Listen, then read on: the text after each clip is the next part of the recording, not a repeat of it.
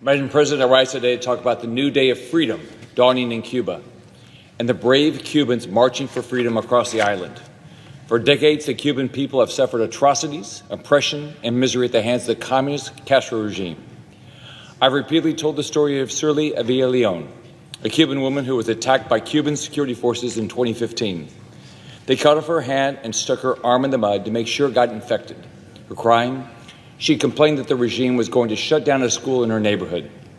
I've spoken to brave leaders like Jose Daniel Ferrer and the courageous members of the Patriotic Union of Cuba that are fighting every day to defend human rights, freedom, and the democratic movement in Cuba. Activists like Jose Daniel Ferrer and the artists of the San Isidro movement are the future of Cuba, not the ruthless communist regime. Today, the people of Cuba are saying enough.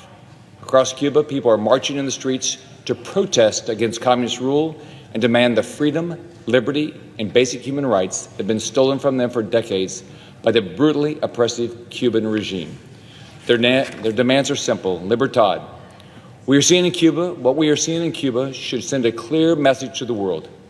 Communism is a failed ideology that does nothing but lead to suffering and oppression.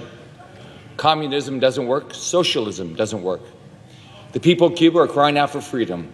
They are denouncing the oppressive communist rule that has brought ruin to their nation for more than 60 years. The message from the Cuban people to Diaz-Canel and Raul Castro has never been more clear. Their time is up. And the regime is terrified of the Cuban people. They're attacking peaceful protesters in an effort to silence them. Right now, Jose Daniel Ferrer, members of his family, and other leaders from his group are reportedly missing, likely kidnapped by the regime. This disgusting assault on the people of Cuba cannot go unchecked. We cannot ignore this historic moment in the fight for freedom. We understand the value and importance of freedom in our everyday lives. It is our duty to support and stand for those who are oppressed by dictators and denied the right to live freely.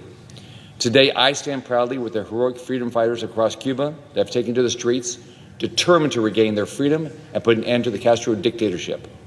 Now the Biden administration must lead the freedom-loving nations of the world in a loud and unequivocal denouncement of the brutal communist Castro regime and support of the liberty, democracy, and human rights the Cuban people call for and rightfully deserve.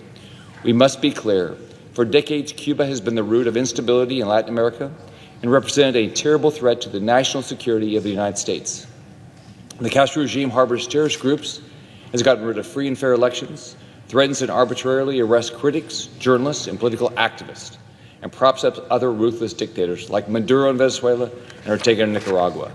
Today, the American people must join freedom-loving Cubans in saying the oppression ends now.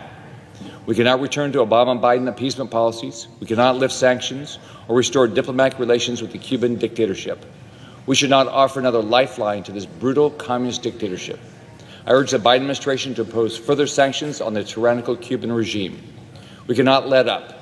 There must be consequences for this heinous oppression and attacks on peaceful protesters. To the people of Cuba, you are not alone. I stand with you in this fight. Florida stands with you in this fight.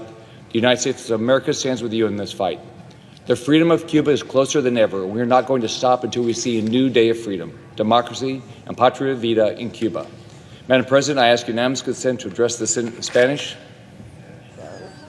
Without objection. Al pueblo de Cuba, no están solos. Estoy con ustedes en esta lucha. Florida está con ustedes en esta lucha. Los Estados Unidos de América están con ustedes en esta lucha.